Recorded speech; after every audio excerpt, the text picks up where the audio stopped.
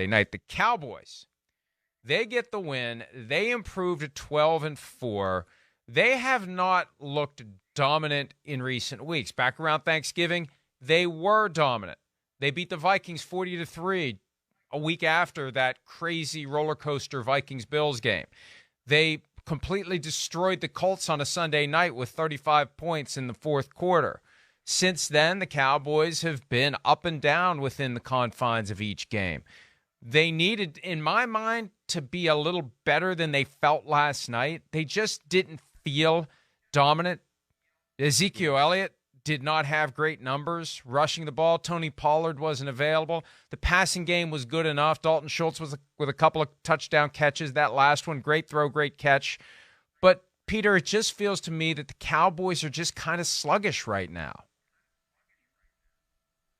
I agree, Mike, and I think some of that, I think Dak, and again, look, I'm not saying that Dak Prescott is having a Mahomesian year, but I think Dak Prescott has to be frustrated with some of these bizarre interceptions that, the deflected interceptions. And again, look, he's not playing great, but I do think he played great at the end of that Philadelphia game. I mean, really, that is what great quarterbacks do. They bring their teams back from 10-point deficits with 25 minutes to go or whatever it is against a great team. But I do think you're absolutely right. I think, Mike, if I'm just sort of reading the tea leaves, you look at a team that last night knew that they were playing a JV team in Tennessee. And you look at, all the guys that were missing in that game for Tennessee, and you looked at your own team that was kind of banged up, and you understood we have a short week late in the season, patently, ridiculously unfair competitively. It's unfair to both teams, but it's unfair competitively to play a short week game, in week 17. And so, look, however the owners want to do that, I understand why they want to do it. It makes them a lot of money, and the players agreed to it, so the players really lost any right to grouse by agreeing to the 17th game. But be all that as it may, I'll just say that, to me, I just sensed a Dallas team that understood that this is a regular season game, but is it anything like the one we just played against the Eagles? No. Is it anything like what we're going to play on Wild Card Weekend in probably either Carolina or Tampa? No.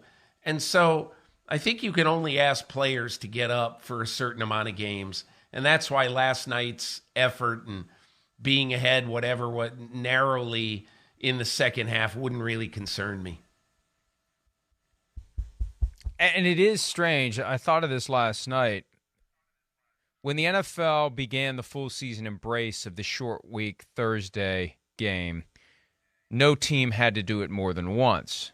Now, the Cowboys have been doing it every year for decades because they host a Thanksgiving game, but we'd never seen two teams do it. Now, I guess the explanation for last night would be it really isn't like a normal short week because everybody played on Saturday.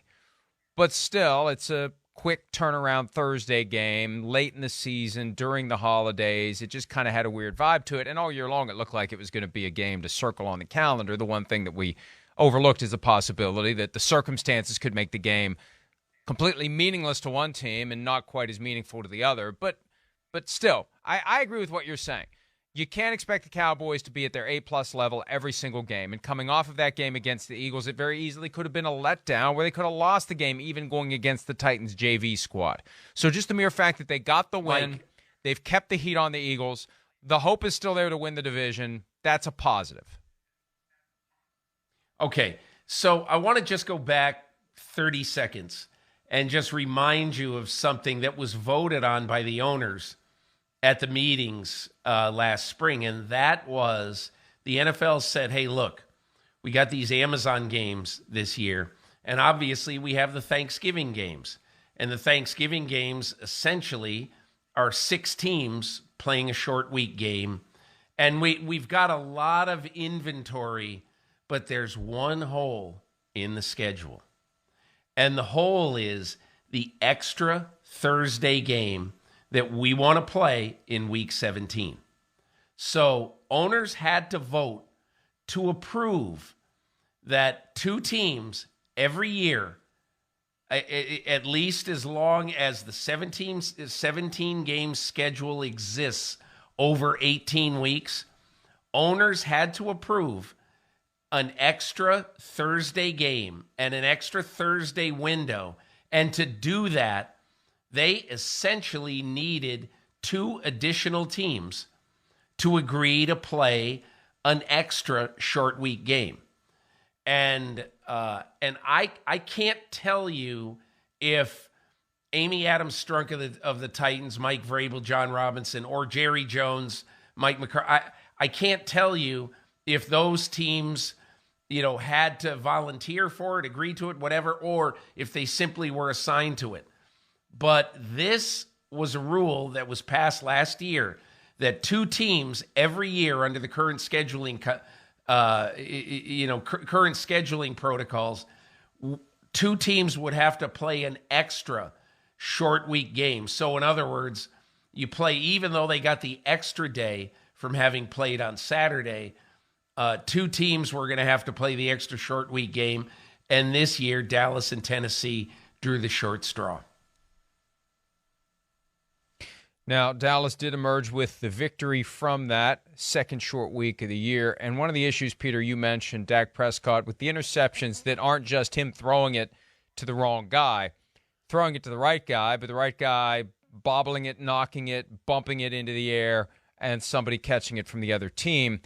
Regardless of how the interceptions have happened, Dak Prescott now has 14, and he missed 5 games. He leads the league along with Derek Carr, who will be locked in for 14 with no more for the rest of the year for different reasons that we'll discuss later. But he's got 14. Josh Allen has 13. Josh Allen's thrown the ball 141 more times than Dak Prescott this year. Hi, I'm Mike Tirico, and thanks for watching. Make sure to hit subscribe for the latest news and highlights from NBC Sports.